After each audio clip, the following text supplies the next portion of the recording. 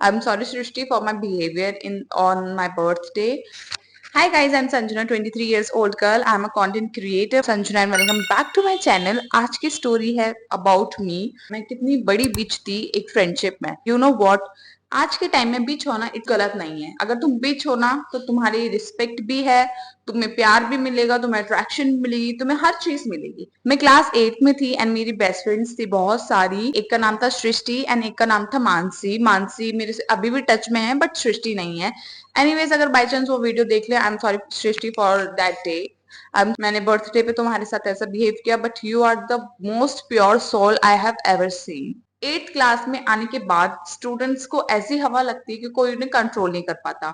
मैं उस हवा की झपेट में आ चुकी थी. यस, लाइक मैं किसी की नहीं सुनती थी. मैं 8th क्लास में अपने आप को ना बहुत ध्यान देने लगी थी. जेन्युइनली ये मेरी रियल स्टोरी है और उसके लिए मुझे अभी भी गिल्ट होता है और वो चीज मुझे अभी भी याद आती है.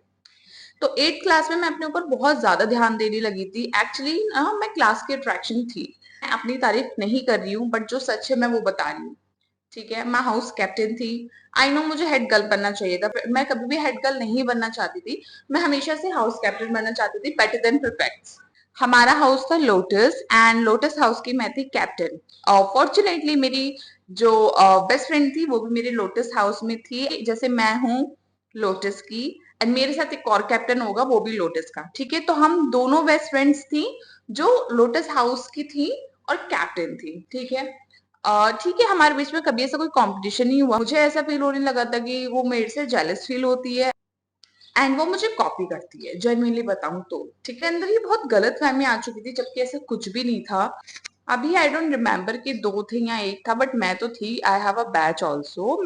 हमारा था वॉलीबॉल का मैच एंड अनफॉर्चुनेटली वॉलीबॉल में मैं सेमीफाइनल तक नहीं जा पाई. मेरी बेस्ट फ्रेंड सेमीफाइनल तक गई and she is very happy because I don't understand that time. उसका बिहेवियर मुझे समझ नहीं आया था कि वो किस चीज के लिए हैप्पी है. लाइक कि मैं सेमीफाइनल तक नहीं जा पाई हूँ या व्हाट इज दिस. उस टाइम से मैं उसका बिहेवियर नोटिस करने लगी थी. मैंने बहुत सीरियस ले लिया एंड मेरे अंदर एक ना अग्रेशन था कि मैं सेमीफाइनल तक नहीं जा पाई हूँ. वो सेमीफाइनल तक गई थी एंड फाइनल भी आई थिंक गई थी.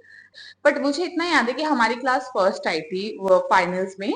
देन मेरा बर्थडे आने वाला था और हमारी लड़ाई हो चुकी थी किसी टॉपिक पे और हमारी बातचीत नहीं चल रही थी. मेरे माइंड में था कि ठीक है, तो ये मेरे को कॉपी करती है, ये मेरे से जेलस होती है. मैं अपने बर्थडे पे बहुत सुंदर बन के आऊंगी जिससे कि ये और जले. ठीक है, मैं पूरी ब्लैक ड्रेस पहन के गई, स्टॉकिंग्स पहन के गई, बाल खोल के परफ्यूम लगा, हर चीज मैं ऑन टॉप रख के गई. एंड असेंबली से 20 मिनट्स पहले हमारा सृष्टि और मेरा आई कांटेक्ट हुआ. उसने मुझे बर्थडे विश नहीं किया एंड मैं बहुत शॉक्ड हो गई और मुझे बहुत हर्ट हुआ कि भाई मेरी बेस्ट फ्रेंड होके भी ये मुझे बर्थडे विश नहीं करी. चाहे जितनी भी लड़ाइयां हो, इसकी जगह मैं होती तो करती. क्या जेलिसी इसकी इतनी है? देन मैं और खिलस गई. ठीक है, आई स्टार्ट इग्नोरिंग हर.